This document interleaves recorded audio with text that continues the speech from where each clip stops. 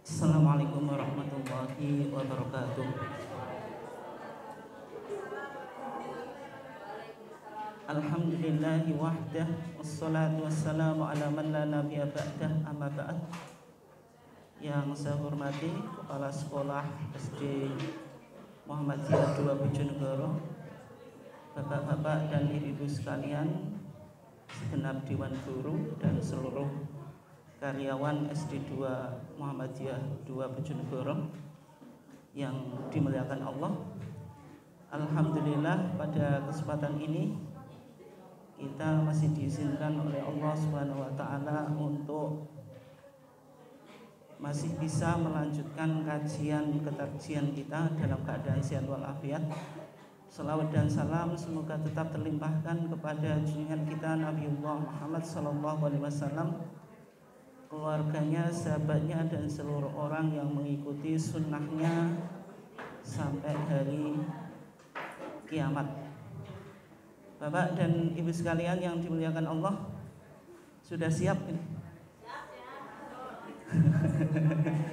Ya masih umak wae. Ini juga masih banyak yang kosong ya. Khusus siapa? Khusus Ustadz ini. Oh, khusus Ustadz ya. Gitu. Insya Allah kita masih melanjutkan tentang tuntunan sholat menurut Tarjih Muhammadiyah sesuai dengan hasil Munas Jogja ke-29 tahun 2015. Pada pertemuan yang lalu kita sudah bahas dan juga diskusikan tentang kaifiyah sujud, tata cara sujud. Dan dengan selesainya kaifiyah sujud, artinya kita dalam mengerjakan sholat itu sudah dapat 1 rakaat. Karena 1 rakaat itu terdiri dari, ini yang wajib saja ya, atau yang menjadi fardu. Yang pertama takbiratul ihram, tapi takbiratul ihram hanya di rakaat yang pertama. Karena takbiratul ihram itu takbir yang diucapkan untuk memulai sholat. Kemudian al-qiyam, berdiri. Karena sholat itu kalau wajib syaratnya harus berdiri. Jadi sholatnya wajib. Yang kedua, orangnya itu qadir, orangnya mampu. Berarti kalau sholatnya wajib, ya wajib berdiri. Yang kedua, orangnya qadir, yaitu mampu. Tapi kalau misalnya sakit, berarti tidak qadir, itu boleh duduk atau berbaring. Kemudian ada qiraatul Fatihah. Bacaan apa? Al-Fatihah. Al-Fatihah itu wajib dibaca di setiap rakaat. Kemudian ada ruku'. Ada apa? Ruku'. Kemudian i'tidal. Kemudian sujud. Kemudian apa? Duduk di antara 2 sujud. Kemudian sujud yang kedua. Berarti dalam 1 rakaat rukun sholat yang diulangi 2 kali itu apa? Sujud. Nah, kenapa kok sujud 2 kali? Karena di antara hikmahnya, salah satu makna ibadah itu apa? Al-dhul, yaitu menghinakan diri. Dan posisi kita pada saat sholat yang menunjukkan betapa kita hina atau merendahkan diri di depan Allah itu sujud. Sehingga sujud dianjurkan berapa kali? 2 kali. Tapi kalau ruku' i'tidal 1, hanya sujud saja yang 2 kali. Oke, kita sampai pada, dan dengan sujud itu berarti apa? Kita dapat satu rakaat. Oke. Berikutnya kita melaksanakan rakaat yang kedua. Berarti 1 rakaat tadi apa? Ada takbiratul ihram, ada berdiri, ada bacaan Al-Fatihah, ada apa? Ruku', ada i'tidal, ada sujud, duduk di antara 2 sujud. Kemudian sujud yang kedua. Sehingga kalau ada orang makmum masbuk gitu, dia nggak dapat atau mendapati imam ketika imam sudah bangkit dari rukuk, Dapat 1 rakaat enggak? Tidak. Kenapa? Karena kurang Al-Fatihah, kurang apa? Rukuk juga. Minimal apa? Makmum masbuk itu mendapatkan imam rukuk tapi qabla ayyuqima sulbahu, sebelum punggungnya imam itu diangkat dari rukuk. Berarti kalau imamnya sudah bangkit dari rukuk, jenengan baru datang, enggak dihitung 1 rakaat. Tapi kalau dapat rukuk, jenengan sempat berdiri enggak? Sempat. Al-Fatihah sempat? Enggak. Lah kok masih dihitung 1 rakaat? Karena dalam posisi itu Al-Fatihahnya makmum ditanggung oleh imam. Makanya man adraka rakaatan atau man adraka rakaah ma'al imam faqad adrakas shalah. Siapa yang mendapati rukuk bersama imam maka sungguh ia mendapatkan salat. Maksudnya dihitung 1 rakaat. Oke. Berikutnya kita melaksanakan rakaat yang kedua. Ketika kita melaksanakan rakaat yang kedua, apakah ada bacaan doa iftitah? Tidak. Kenapa? Karena doa iftitah itu doa pembuka sholat, sehingga hanya ada di rakaat yang pertama. Takbiratul ihram ada? Enggak. Ya, sebagaimana hadis Abu Hurairah ya. Karena Rasulullah SAW idza nahadha mina rakaah atsaniyah. Ini salah ini. Saya sudah cek di HBT jilid 1 maupun HBT jilid 3. Itu bukan min, yang betul fi. Fi sama min bedanya apa? Kalau fi di dalam, kalau min dari. Rasulullah itu idza nahadha fi rakaah atsaniyah, dalam rakaat kedua. Kalau min rakaah atsaniyah berarti rakaat kedua dan ketiga. Ini kesalahan HBT kita ya. Meskipun saya juga belum pernah menulis surat ke PP ya, untuk dikoreksi. Terjadi kesalahan HBT jilid 1 maupun 3. Yang betul fi rakaah atsaniyah, bukan mina rakaah atsaniyah. Yang dilakukan Rasulullah apa? Istaftaha al-qiraah. Rasulullah membuka bacaan bilhamdulillahi rabbil alamin walam yaskut, dan Rasulullah tidak diam.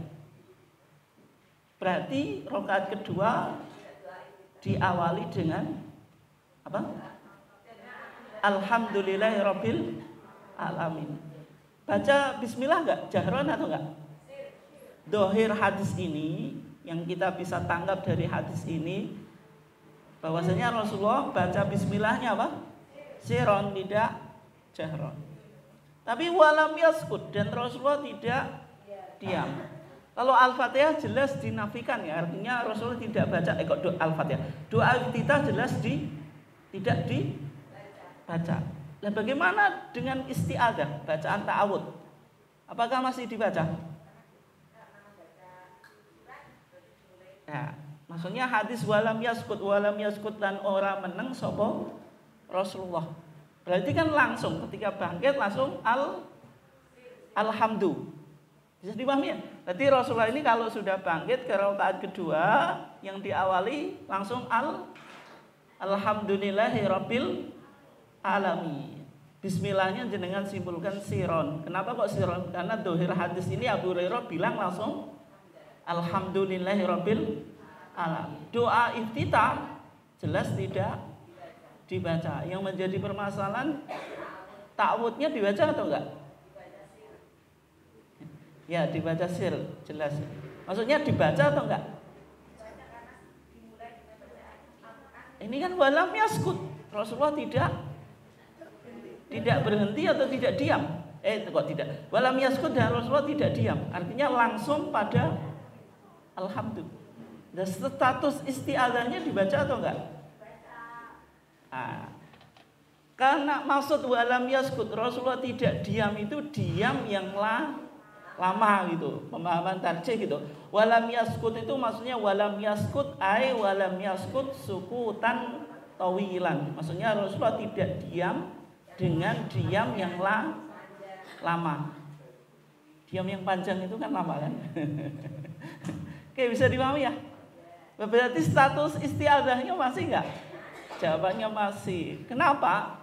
Karena sudah kita kaji kemarin, isti'adzah itu lil qiraah, digunakan untuk memulai bacaan Al-Quran. Kenapa kok demikian? Karena Allah Subhanahu wa taala berfirman apa? Fa idza qara'tal Qur'ana apa?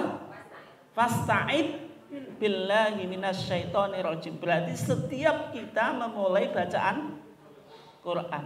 Nah, bacaan Quran dalam sholat apakah setiap rakaat atau hanya di rakaat pertama saja? Setiap rakaat ada bacaan Quran. Nah, sehingga kesimpulan tarjih isti'adzah itu dibaca fi kulli rakaatin, di setiap rakaat, tidak hanya di rakaat pertama. Meskipun itu ada khilaf di kalangan para ulama. Tapi ini penting Pak Teguh. Kalau jenengan ngajarkan, karena kan kita ingin sesuai dengan tarjih. Berarti isti'adzahnya itu setiap rakaat. Setiap apa? Rakaat. Tidak hanya di rakaat yang pertama. Dan itu ternyata sama dengan mazhab Syafi'i. Kalau yang sudah diajarkan tiap rakaat atau rakaat pertama saja? Tiap rakaat ya? Ini saya serius sih, bukan menilai loh. Maksudnya kalau yang sudah diajarkan rakaat pertama ya nggak apa-apa. Maksudnya saya ingin tahu saja. Setiap rakaat atau rakaat pertama saja? Setiap rakaat. Oke, berarti sudah cocok ya. Oke. Berikutnya kita bahas duduk tasyahud akhir dulu. Duduk apa? Tasyahud akhir. Duduk tasyahud akhir itu duduknya apa?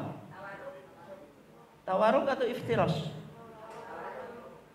Duduknya tawaruk. Duduk di dalam sholat itu hanya dua macamnya. Dua macam. Yang pertama disebut iftirash. Yang kedua tawaruk. Ada jalsah al-iftirash, ada jalsah tawaruk. Bedanya apa? Kalau iftirash itu dari kata farsun. Farsun itu apa? Alas. Maksudnya apa? Kita menjadikan telapak kaki kiri bagian dalam sebagai tempat duduk.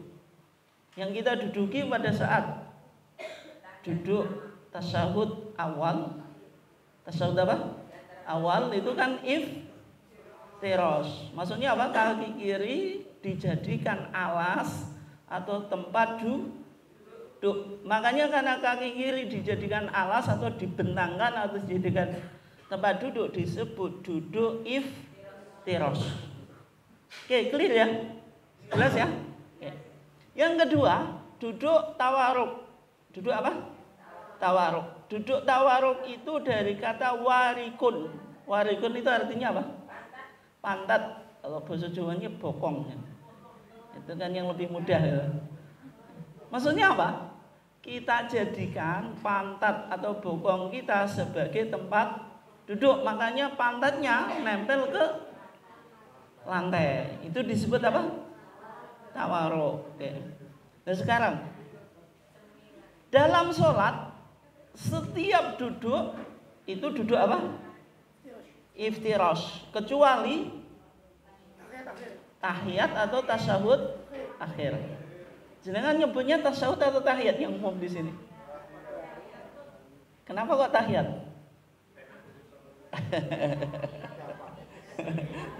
Yang umum dipakai itu ya. Kadang saya ngaji itu sering orang bingung. Ini tasyahud atau tahiyat? Umumnya orang Bojonegoro, jenengan juga Bojonegoro. Itu nyebutnya tahiyat. Kalau saya sebut tasyahud itu agak bingung dia. Tapi intinya sama ya. Kalau tahiyat itu memang dalam bacanya ada at-tahiyatu lillah atau at-tahiyatul mubarakatus sholawatut thayyibatu lillah. Makanya disebut tahiyat, artinya penghormatan. Kalau disebut tasyahud, memang ada syahadahnya, ada syahadatnya kan yang dibacakan diantaranya apa? Syahadat. Sehingga maknanya sama ya. Tapi dalam buku fikih yang bahasa Arab loh, saya nggak bicara bahasa Indonesia. Itu rata-rata nyebutnya apa? Tasyahud. Kalau jenengan tahiyat ya tahiyat ula sebenarnya, bukan tahiyat awal gitu. Kan tahiyat ula. Kan mu'anas. Nah, gitu. Tapi karena sudah common mistake ya, kesalahan yang umum ya nggak apa-apa. Kayak orang bilang Ihya Ulumuddin atau Ihya Ulumuddin. Yang betul apa? Ihya Ulumuddin atau Ihya Ulumuddin?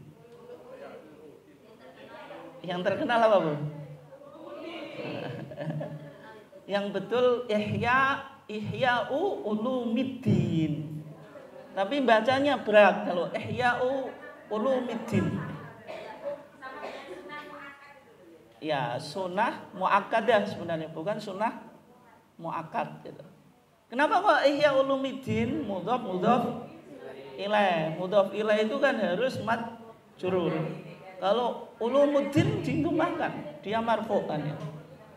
Kayak sunnah tadi kata Bu Kiki ya, sunnah muakkad, yang betul sunnah muakkadah. Tapi itulah common mistake, kesalahan umum. Sampai orang Arab saja ya bilang ya Ihya Ulumuddin, karena berat kalau dibilang Ihya Ulumiddin, itu lidah kita agak nekuk sedikit.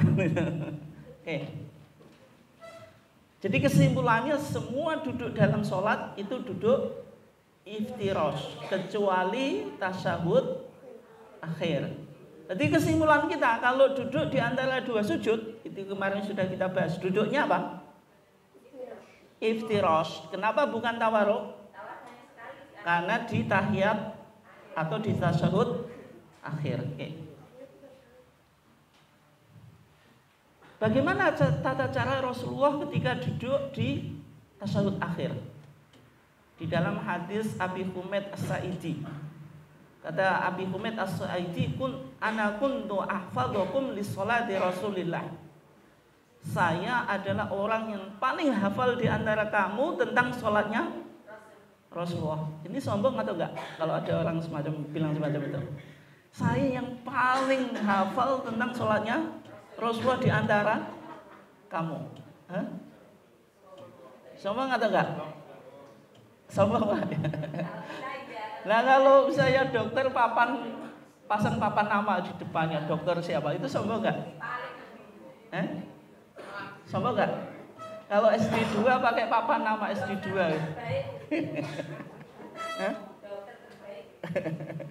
Ini enggak sombong, kenapa? Memang orang ahli itu kan harus menunjukkan keahliannya. Kalau seorang dokter pasang nama dokter siapa, itu menunjukkan keahliannya. Kalau SD2 papan di depan pasang papan nama SD2 Muhammad, dia memang itu yang dipromosikan dan digambarkan, dan itu enggak apa-apa.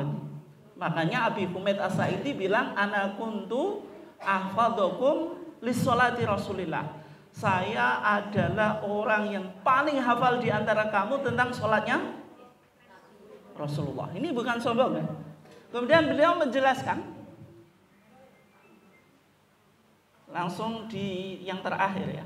Fa idza jalasa, maka apabila Rasulullah duduk fi raq'ataini, di dua rakaat, jalasa ala rijlihil yusra wa nasabal yumna.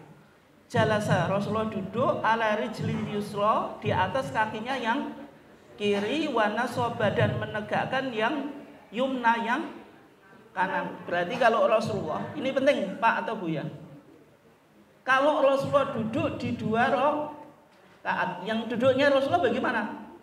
Duduk di atas kakinya yang kiri dan menegakkan yang kanan. Tempatnya di mana? Fi raq'ataini, di dua rakaat. Ini yang dijadikan oleh sebagian teman kita Kalau secara madhab Syafi'i ya, madhab Hambali ya, yang ada di Saudi. Kemudian banyak dipromosikan oleh teman-teman Salafi. Akhirnya masuk Muhammadiyah juga. Banyak orang Muhammadiyah kalau sholat subuh itu duduknya Iftirash. Karena pakai hadis ini.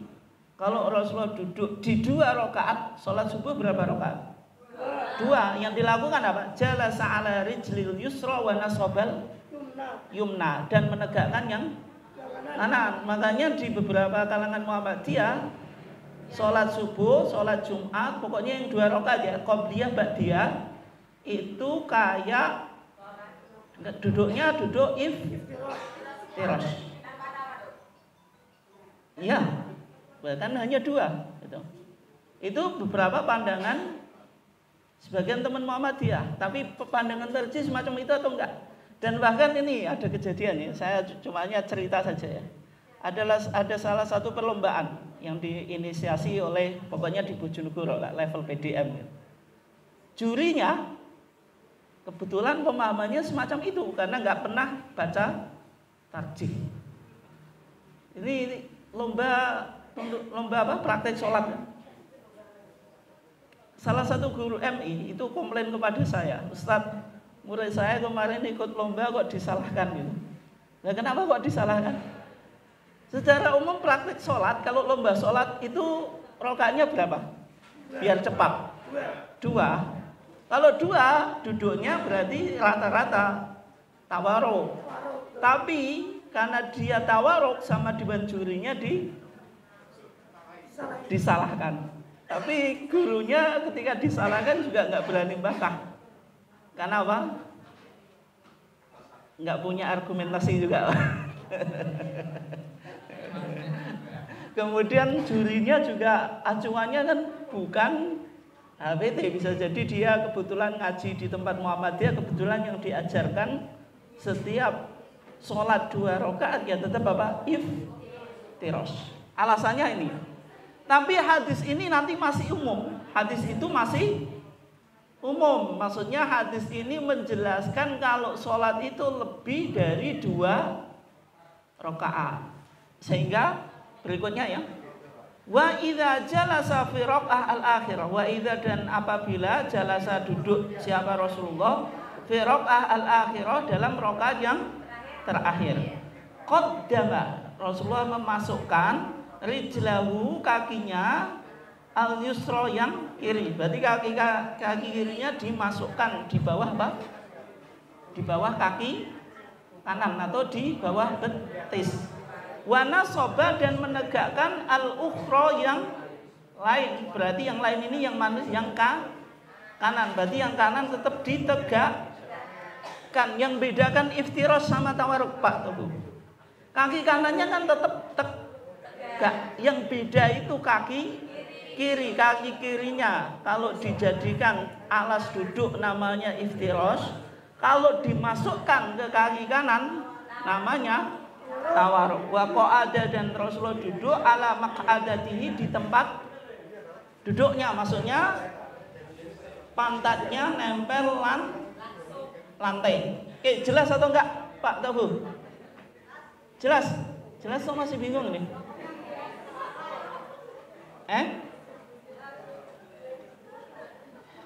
Sehingga kesimpulan kita Pak atau Bu, sholat ini yang sering terjadi perdebatan, oke ya, di kalangan Muhammadiyah. Di antara pendapat madhab ya, ini coba didengerin ya. Nah, kalau madhab Syafi'i, yang pertama madhab apa? Syafi'i. Sholat itu kalau ada tasyahud awal dan tasyahud akhir, ini dengerin ya, madhab Syafi'i. Sholat itu kalau ada tasyahud awal dan tasyahud akhir. Sholat yang berapa, jumlah rakaatnya berapa itu? 4. Terus 3. Berarti 3 rakaat atau 4 rakaat. Sulatsiyah contohnya maghrib 4 rakaat apa? Duhur, asar, isya. Itu duduk pertamanya atau tasyahud awalnya itu duduknya iftirash, duduk akhirnya tawarruk. Oke. Sekarang menurut mazhab Abu Hanifah, semua sholat duduknya iftirash. Semua sholat duduknya apa? Iftirash. Nggak ada duduk tawaruk. Makanya jenengan nanti kalau main ke Mesir ya, sholat di Masjid Al-Azhar atau rata-rata orang Mesir gitu, nanti sholatnya tasyahud akhir tidak tawaruk. Karena rata-rata mengikuti madhab Hanafi, Abu Hanifah. Nanti jenengan misalnya sholat di Masjid Al-Azhar, ini masjid tua ya, itu nanti dia tasyahud akhir itu tetap duduk iftirash. Dan rata-rata orang Mesir macam itu, karena dalam konteks ini mengikuti madhab Hanafi. Tapi kalau madhab Hambali, madhab apa? Hambali. Meskipun sholat itu yang penting ya. Yang penting sholat itu kalau dia 2 rakaat itu duduknya iftirash. Jadi kalau sholat 2 rakaat meskipun itu akhir sholat tetap iftirash. Tapi kalau sholatnya ada 3 atau 4 berarti ada iftirash, ada tawaruk. Yang penting kalau sholat itu rakaatnya 2 rakaat itu iftirash. Itu yang diikuti oleh sebagian teman-teman Muhammadiyah. Oke. Nah dari pandangan tarjih bagaimana? Kita baca dulu ya. Di hadis Abu Humaid As-Sa'idi yang berikutnya ya. Di sana dijelaskan ya, hatta kanati raq'ah allati tanqadi fiha sholatuhu, sampai kalau rakaat itu Rasulullah selesai sholatnya. Maksudnya apa? Rakaat yang terakhir. Akhara rijlahu yusra. Rasulullah memasukkan kakinya yang kiri. Wa qa'ada, dan duduk siapa Rasulullah ala shikihi, di atas apa? Sisinya, mutawarikan dengan apa? Tawaruk atau pantatnya ya, mutawarikan dalam tadi tawaruk, summa sallama, kemudian salam. Hadis Abi Humaid As-Sa'idi yang pertama itu dianggap apa? Mutlak. Mutlak itu masih redaksi general, belum dispesifikasi. Sesuatu yang mutlak itu harus dibawa ke muqayyad. Paham atau enggak ini? Pokoknya redaksi umum itu dibawa ke redaksi khusus. Atau artinya kalau Rasulullah tadi dijelaskan, Rasulullah kalau duduk di rakaat yang kedua, ini masih umum, harus dibawa ke spesifik. Maksudnya apa? Maksudnya meskipun ya Rasulullah duduk di rakaat yang terakhir, yang kedua, kalau itu akhir dari sholat berarti tetap tawaruk. Hadis yang pertama itu masih umum karena menjelaskan sholat yang lebih dari 2 rakaat. Sedangkan hadis Abi Humaid As-Sa'idi yang kedua menjelaskan secara spesifik. Artinya tawaruk itu dilakukan oleh Rasulullah, yang penting sholatnya itu terakhir. Maksudnya rakaatnya itu terakhir. Bisa dimahami gak? Ya, kayak pendapat mazhab Syafi'i. Tapi kalau mazhab Hambali dibaca secara umum, pokoknya kalau 2 rakaat ya iftirash. Tapi kita maksudnya 2 rakaat tadi, hadis tadi menjelaskan kalau jumlah rakaatnya itu lebih dari 2. Maksudnya hadis itu belum selesai gitu loh. Tapi kalau rakaat sholat itu lebih dari 2, misalnya 3 dan 4, berarti Rasulullah duduknya ada iftirash, ada tawaruk. Tapi kalau 2 rakaat, karena dia akhir sholat ya tetap ke iftirash. Karena kalau 2 rakaat saja kayak subuh, karena dia akhir rakaat, maka duduknya apa? Duduknya apa? Yuk. Duduknya apa, Bu? Ini kesimpulan kita. Ya, kita ikut siapa? Ya, yang penting ada madzhab. Oke. Ini kesimpulan kita, maksudnya kesimpulan tarjih ya. Jadi kesimpulan tarjih sama dengan madzhab Syafi'i. Yang penting apa? Di akhir sholat meskipun 2 rakaat tetap tawarruk ya. Itu kesimpulannya. Dan ini penting Pak Teguh, karena rata-rata kalau jenengan lihat praktek sholat orang Muhammadiyah di Masjid Muhammadiyah, sholat subuh jenengan besok lakukan penelitian ya di masjidnya masing-masing. Tapi yang Masjid Muhammadiyah besar, jangan Masjid Muhammadiyah kecil. Yang sudah kemasukan sebagian teman-teman salafi ya, itu pasti nanti sudah punya masjid sendiri. Tapi ajarannya masih tersimpan di apa? Di guyon-guyon kan. Itu nanti apa?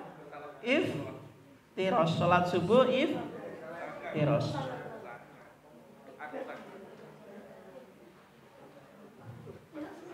Oke, bisa dipahami ya? Oke. Berikutnya, tadi posisi duduk, berarti kesimpulannya duduk. Duduk apa? Rakaat terakhir. Di setiap sholat, meskipun jumlah sholatnya 2 rakaat itu tawarruk. Berarti sholat subuh tawarruk, sholat maghrib ada iftiros, ada tawarruk. Isya atau yang 4 rakaat iftiros dan tawarruk. Oke. Ketika kita duduk di tasyahud, itu meletakkan kedua telapak tangan di atas kedua lutut, ya. Jadi kedua tangannya diletakkan di atas kedua lutut. Kedua telapak tangan kanan ya di atas lutut yang kanan, kiri yang kiri. Nggak boleh disilang ya. Ada yang mensilang ya. Kemudian mengacungkan jari telunjuk. Jari telunjuknya diacungkan. Maksudnya tangan yang kanan digenggam semuanya ya. Digenggam, kemudian jari telunjuknya ini namanya al-musabbihah. Jari yang digunakan untuk bertasbih. Nah, itu yang diacungkan, kemudian ibu jari sama jari tengah itu ditempelkan membentuk angka berapa? 53. 5 kan ini bulat itu kan 5 itu dalam bahasa Arab. Kemudian yang ini kan kayak gini. Ini namanya 3 sehingga 53. Berarti cara posisi tangannya apa? Tangan kanan, kedua telapak tangan kanan diletakkan di atas kedua lutut. Terus apa? Jari-jari tangan yang kanan digenggam dan jari tengah sama ibu jari ditempelkan. Yang musabbihah jari telunjuknya yang diacungkan. Oke ya. Kemudian saat mengacungkannya kapan? Kalau dalam mazhab Hambali itu ketika at-tahiyatu lillah. Kalau mazhab Syafi'i apa yang kayak jenengan pelajari? Illallah. Ketika apa? Illallah. Itu. Ketika apa? Asyhadu alla ilaha illallah itu baru diacungkan. Itu dalam mazhab apa? Syafi'i. Tapi kalau tarjih ketika kita mengawali tahiyat, pokoknya ketika kita mengawali ya langsung diacungkan. Kenapa kok demikian? Karena tidak ditemukan hadisnya secara spesifik. Karena tidak ditemukan hadisnya secara spesifik, dipahami Rasulullah mengacungkan jari telunjuknya itu yang ketika memulai Tidak ada misalnya at-tahiyat itu tidak. Pokoknya ketika memulai. Hah? Bisa dipahami nggak? Ketika memulai berarti tidak ada patokan terkhusus ya. Pokoknya kita ketika memulai langsung diacungkan. Jelas ya? Kalau dalam mazhab Hambali at-tahiyatu lillah. Kalau mazhab Syafi'i apa? Asyhadu an la ilaha illallah. Gitu. Nah, nanti. Oke ya. Dan nanti kita bahas apakah digerak-gerakkan atau tidak. Nah, itu nanti kita bahas. Makanya di sini apa? Jari telunjuk tangan kanan diacungkan pada saat memulai doa tasyahud. Jadi ketika at-tahiyatu lillah sudah diacungkan, sudah mulai diacungkan. Oke ya. Ini hadisnya, dasarnya. Hadis Amir ibn Abdullah ibn Zubair dari ayahnya Rasulullah itu idza qa'ada apabila duduk yad'u berdoa wa du'a yadahul yumna, Rasulullah meletakkan tangannya yang kanan ala fakhidil yusra, atas pahanya yang kanan, meletakkan tangannya yang kanan atas pahanya yang kanan, dan tangannya yang kiri atas pahanya yang kiri. Paha sama paha, fakhid itu kan paha, dengkul itu kan dengkul itu enggak, maksudnya di atas paha itu maksudnya di atasnya pahanya, pada di dengkul itu apa, lututnya itu tidak digenggam ya, ini ya, ini contoh, ini kan lutut toh, ini tidak gini, tapi di atasnya ini ya. Ini Bapak dan Ibu, ini lutut. Tangan kita gini, bukan di depannya. Sebagian orang kan menggenggam lututnya atau dengkulnya. Dengkulnya itu tidak digenggam. Oke, jelas ya? Nah, itu nanti jenengan cek kalau mengajarkan praktek sholat ya. Masih mayoritas orang itu apa? Digenggam. Tapi maksudnya apa? Diletakkan di atas lutut, sehingga bahasa hadisnya apa? Fakhidhi itu paha yang mendekati lutut. Oke, jelas ya? Wa asyara, dan memberikan isyarat bi asbu'ihi dengan jarinya as-sababata, yaitu jari telunjuk. Wa wadu'a, dan meletakkan ibhamahu, jari jempolnya, ala isba'il wusta, di atas apa? Jari yang tengah, berarti gini. Kemudian di riwayat berikutnya wa aqada, dan Rasulullah apa? Melingkarkan, maksudnya jari apa? Ibu jari dan apa? Jari tengah.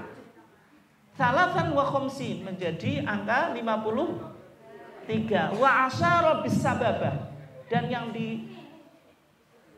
digunakan memberi isyarat yaitu as-sababah. Sababah itu jari telunjuk. Oke, itu dasar kita. Oke, jelas ya?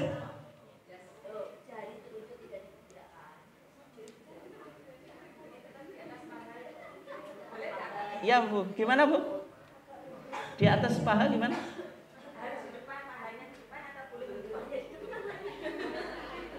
Gak, yang mendekati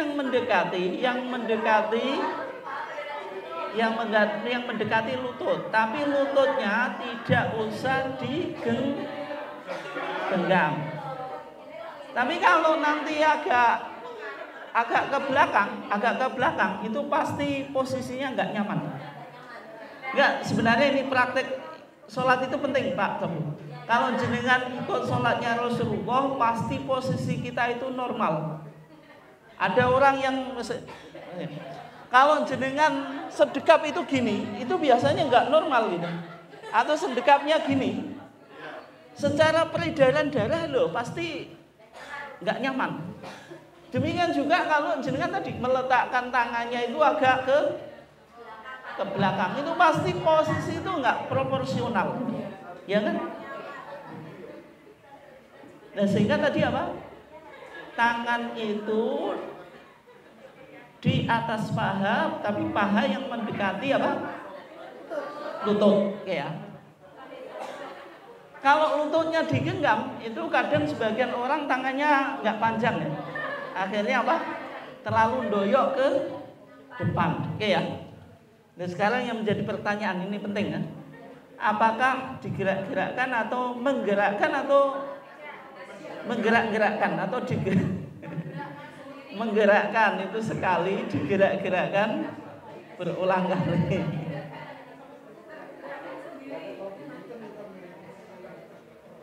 Oke, di sini ada dua hadis ya. Ada hadis Abdullah ibn Zubair.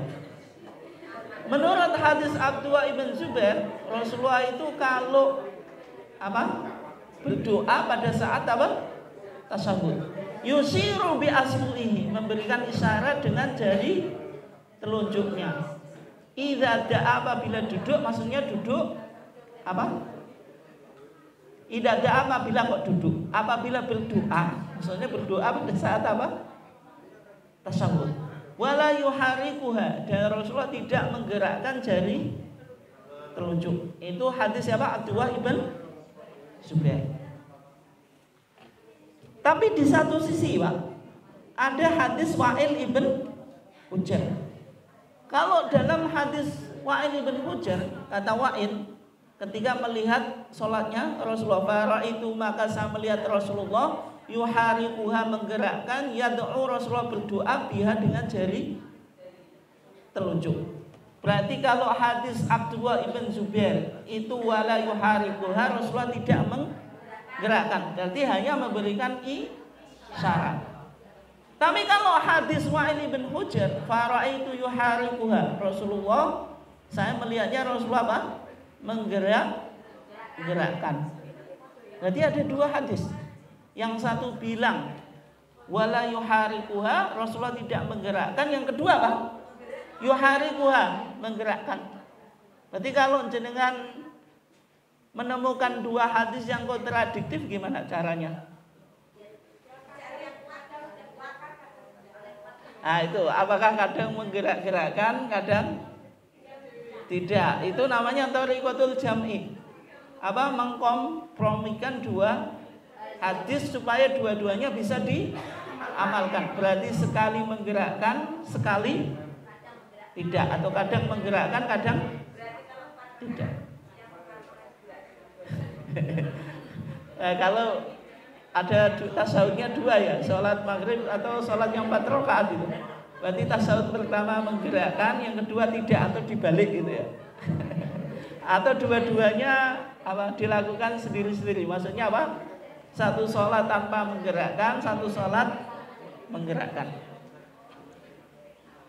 Itu kalau bisa dikompromikan. Tapi kalau tidak, harus ditempuh tarjih. Tarjih itu apa? Memilih satu dalil yang dianggap kuat, kemudian dalil yang lain ditinggalkan karena dianggap apa? Lemah atau marjuh, tidak kuat. Maka kalau kita kaji, di antara tarjih itu mengkaji tentang tarjih dari segi sanad. Maksudnya sanadnya mana yang lebih kuat. Berarti dari sanad yang lebih kuat itu yang dipakai. Itu namanya tarjih dengan sanad. Bisa juga tarjih dengan apa? Dengan makna. Maksudnya maknanya yang lebih kuat itu dipakai. Tapi yang di sini yang dilakukan oleh majelis tarjih, cara mentarjihnya dengan apa? Melakukan kajian sanad hadis. Hadis Wa'il ibn Hujr, Pak Tobu. Kalau Wa'il ibn Hujr menggerakkan atau tidak?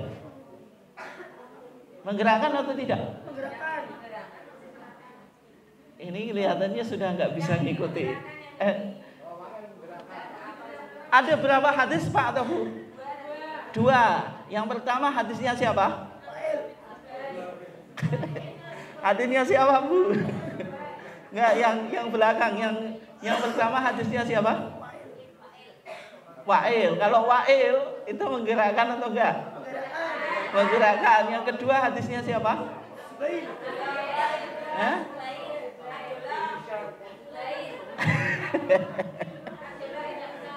Abdullah ibn Az-Zubair.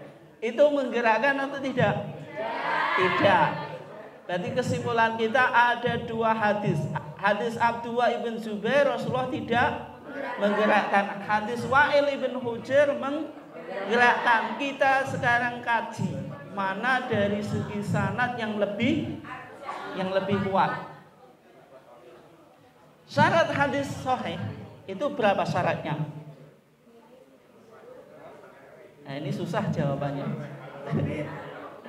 Hadis sahih itu syaratnya berapa? Dobit yang pertama, ya betul. Yang kedua apa? Syarat hadis sahih itu berapa syaratnya? Adil, dobit. Ini sudah ada bisa jawab. Laisa bisyadin wala ilatin, berarti 4. Ini sudah bisa ada yang jawab. Yang pertama apa? Perawinya harus adil. Tidak boleh orang yang tidak adil meriwayatkan. Kalau ada orang yang tidak adil meriwayatkan hadis, berarti hadisnya tidak mungkin sahih. Yang kedua apa? Dhobit. Artinya punya akurasi dalam periwayatan secara intelektual ataupun secara tulisan. Berarti kalau dia thiqat, berarti hafalannya harus kuat. Yang ketiga, tidak syad, tidak illah. Tapi ada 5. Yang satu apa? Masih ada yang bisa nyebutkan? Yuk, siapa?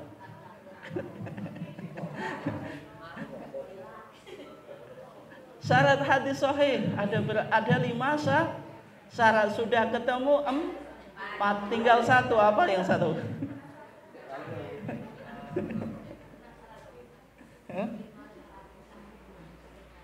Ini penting loh, karena kita sering dengar, oh ini hadis sahih, ini sahih, ini hadis dhaif. Tapi yang sahih itu syaratnya apa? Enggak pernah dikaji kan. Terus pokoknya ya sahih, pokoknya ya dhaif. Tapi letak kedhaifannya di mana? Hadis sahih itu syaratnya harus 5 ya. Pertama harus ittisalus sanad. Sanadnya bersambung. Berarti transmisi periwayatannya harus muttasil, maksudnya bersambung, tidak boleh terputus dari perawi sampai Rasulullah. Itu namanya harus bersambung. Di setiap tobaqah sanad itu harus bersambung. Itu yang pertama. Misalnya dari perawi hadis, misalnya Abu Dawud berhenti pada sahabat, misalnya siapa? Umar bin Khattab. Hadisnya itu sambung enggak? Berarti tidak sampai Rasulullah, itu namanya hadis mauquf itu. Nah, itu. Karena apa? Berhenti pada sahabat. Itu yang pertama ya, ittisalus sanad. Yang kedua, perawinya adil. Adil itu ya seorang muslim, jujur dan seterusnya ya. Kemudian thiqah itu memiliki kemampuan intelektual, baik secara hafalan maupun tulisan. Berarti hafalannya tidak boleh kacau gitu. Orang yang mughafal, suka lupa, itu berarti tidak thiqah. Ataupun tulisannya bermasalah gitu. Bukan elek ya, maksudnya nulisnya itu enggak apa?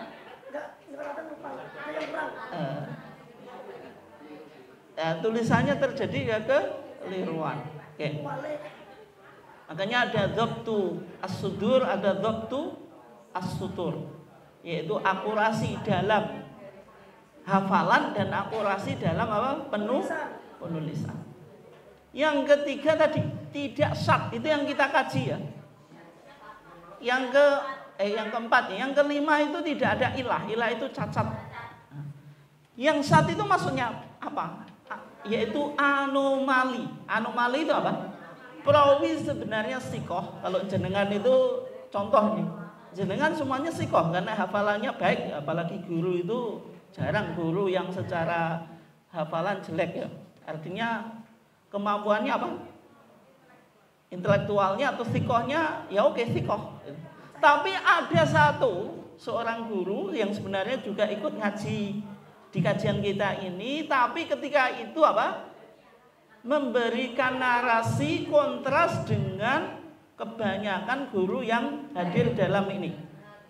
Misalnya apa contohnya? Contohnya ini ya.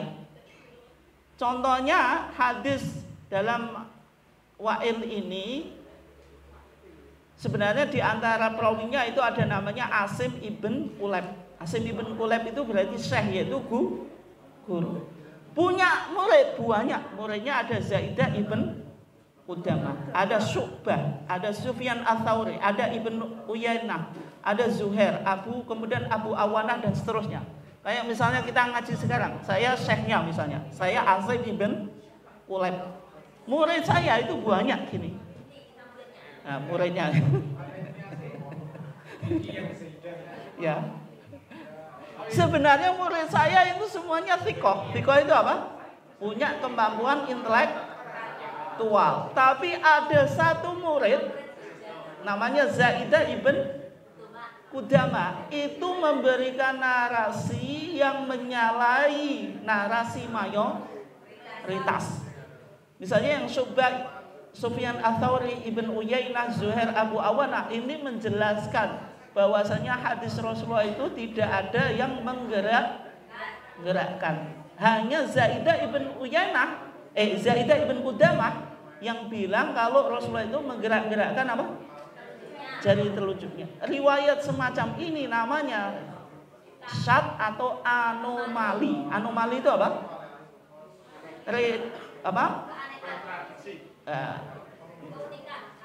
Keanehan ya. Maksudnya apa? Narasi seseorang yang sebenarnya dari segi intelektual apa? Terpercaya tapi menyimpang dari apa? Redaksi atau periwayatan mayoritas.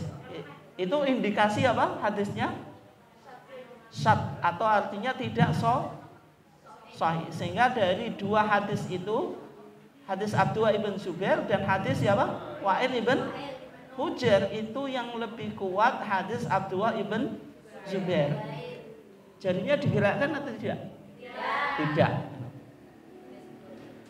Berikutnya Pak, keterangan Musnad Imam Ahmad.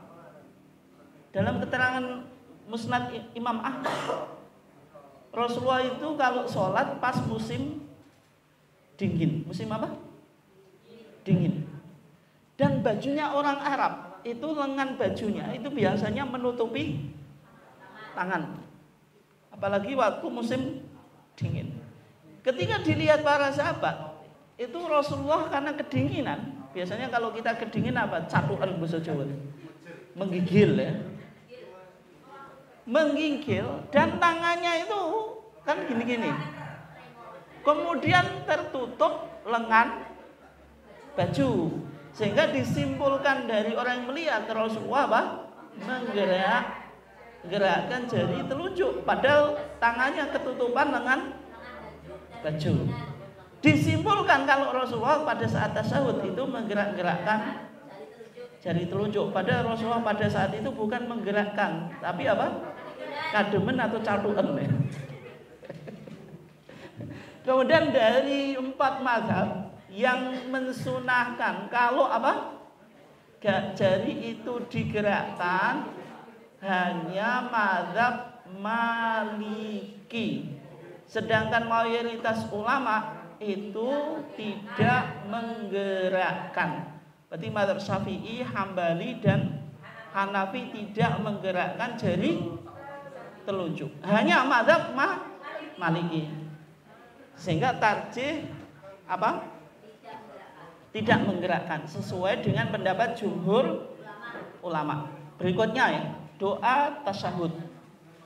Doa tasyahud yang sudah ditarjihkan itu ada 2.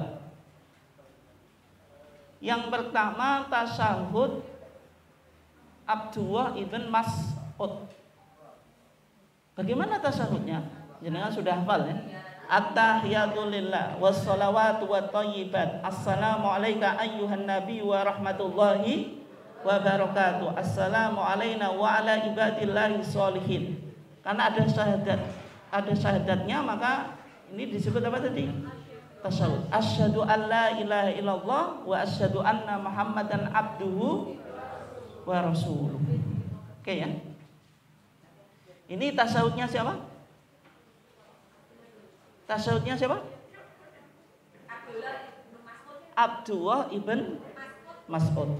Abdullah ibn Mas'ud. Berarti yang jenengan amalkan, yang diajarkan tadi ini kan, itu tasyahudnya Abdullah ibn Mas'ud. Riwayat Imam Bukhari dan Muslim. Artinya apa? Kalau tingkatan hadis paling tinggi. Kemudian yang berikutnya itu riwayat Muslim. Riwayat apa? Muslim. Bagaimana bunyi tasyahudnya? Ini disebut tasyahud Ibnu Abbas. Ibnu Abbas. Bagaimana bunyinya? At-tahiyatul mubarakatus shalawatut thayyibatu lillah. Assalamu alayka ayyuhan nabiyyu wa rahmatullahi wa barakatuh. Assalamu alayna wa ala ibadillahi sholihin. Asyhadu an la ilaha illallah wa asyhadu anna Muhammadar Rasulullah. Kalau Abdullah bin Mas'ud apa? Enggak, asyhadu anna Muhammadan abduhu wa rasuluh. Tapi kalau Ibnu Abbas Muhammadar Rasulullah. Ini disebut tasyahud Ibnu Abbas. Ini rawahu Muslim, riwayat Imam Muslim, dan juga yang dipilih oleh Imam Syafi'i. Makanya yang di masyarakat waktu kita kecil itu yang kita hafal yang ini. Dari segi riwayat, Pak atau Bu, ini penting ya. Tasyahud Abdullah ibn Mas'ud itu muttafaqun alaih, Bukhari dan Muslim. Tasyahud Ibnu Abbas itu rawahu Muslim, riwayat Imam Muslim. Dari segi tingkatan kesohihan mana yang lebih sahih? Muttafaqun alaih. Tingkatan hadis itu Pak ya, Bu. Tingkatan yang paling sahih itu ma rawahu syaikhon, hadis yang diriwayatkan oleh Bukhari dan Muslim, yang disebut apa? Muttafaqun alaih. Derajat kedua ma rawahul Bukhari, hadis yang diriwayatkan Imam Bukhari. Yang ketiga apa? Ma rawahu Muslimun, hadis yang diriwayatkan oleh Imam Muslim. Berarti antara tasyahud Ibnu Abbas dan Abdullah ibn Mas'ud dari segi riwayat kuat mana? Ibnu Mas'ud. Tapi semuanya sahih atau enggak? Sahih. Makanya di Muhammadiyah ditempuh tanawu fil ibadah. Boleh diamalkan kedua-duanya. Tapi yang secara urutan dari segi sanad lebih sahih Bukhari Muslim atau tasyahudnya Abdullah ibn Mas'ud. Tapi kenapa kok dalam mazhab Syafi'i itu dipilih tasyahud Ibnu Abbas? Alasannya apa? Karena mazhab Syafi'i melihatnya dari segi makna. Coba hadisnya bagaimana? Karena Rasulullah SAW yu'allimuna tasyahud kama yu'allimuna as-surata minal Qur'an. Kata Ibnu Abbas, Rasulullah itu mengajarkan kami tasyahud sebagaimana beliau mengajarkan kami surat dari Al-Quran. Berarti seolah-olah apa? Posisi tasyahud ini kayak surat dari Al-Quran. Sehingga dari segi maknanya sama mazhab Syafi'i apa dianggap lebih kuat daripada tasyahud Ibnu Mas'ud. Makanya dipilih tasyahud Ibnu Abbas. Kayak dulu kita mengkaji doa iftitah. Kalau Allahumma ba'id itu muttafaqun alaih. Dari segi sanad apa paling kuat. Tapi kalau wajah tuh rawahu siapa? Masih ingat? Muslimun, sama dengan ini riwayat Imam Muslim. Tapi kenapa kok mazhab Syafi'i pilih wajah tuh? Karena wajah itu juga Al-Quran. Yang kedua dari segi makna itu lebih relevan dalam konteks apa? Salat. Kan ada wajah tu wajhiya lillazi fatara samawati wal inna sholati wa nusuki. Itu kan konteksnya apa? Salat. Tapi kalau Allahumma ba'id itu konteksnya apa? Pensucian diri. Meskipun sebenarnya dua-duanya juga hubungannya dengan konteks salat, karena salat itu maknanya juga pensucian jiwa kan. Tapi yang menyebut inna sholati wa nusuki itu kan yang wajah itu tadi. Sehingga dalam mazhab Syafi'i dipilih dari Nggak Muslim karena melihat maknanya lebih relevan. Itu tarjihnya Imam Syafi'i. Tapi kalau kita di Muhammadiyah ditarjih atau dipilih dari segi apa? Sanadnya. Termasuk apa? Allahumma ba'id diletakkan pertama. Kemudian tasyahud ya, Abdullah ibn Mas'ud itu yang pertama. Karena dianggap muttafaqun alaih. Bisa dipahami ya? Kemudian yang terakhir ini, waktunya masih berapa? Pas ya? Saya tutup dengan sholawat ya. Sholawat ada dua, bukan sholawatan, sholawat. Jadi langsung gitu. Saya nggak ngajak sholawatan. Allahumma sholli ala Muhammad wa ala ali Muhammad kama sholaita ala Ibrahim wa ali Ibrahim wa barik ala Muhammad wa ala ali Muhammad kama barakta ala Ibrahim wa ali Ibrahim innaka hamidum majid. Tidak ada fil alamina. Ini yang riwayat pertama, yaitu Ka'ab ibn Ujrah. Kemudian yang kedua, Allahumma sholli ala Muhammad wa ala ali Muhammad kama sholaita ala ali Ibrahim. Tidak pakai ala Ibrahim. Wa barik ala Muhammad wa ala ali Muhammad kama barakta ala ali Ibrahim. Baru yang ini ada fil alamina innaka hamidum majid. Karena waktunya pendek ya, ini butuh konsentrasi. Saya cukupkan dan kita lanjutkan yang akan datang juga. Oke, nggak ada pertanyaan kan? Nggak ada ya? Nggak ada, insya Allah paham. Karena nggak ada, saya cukupkan sekian. Wassalamualaikum warahmatullahi wabarakatuh.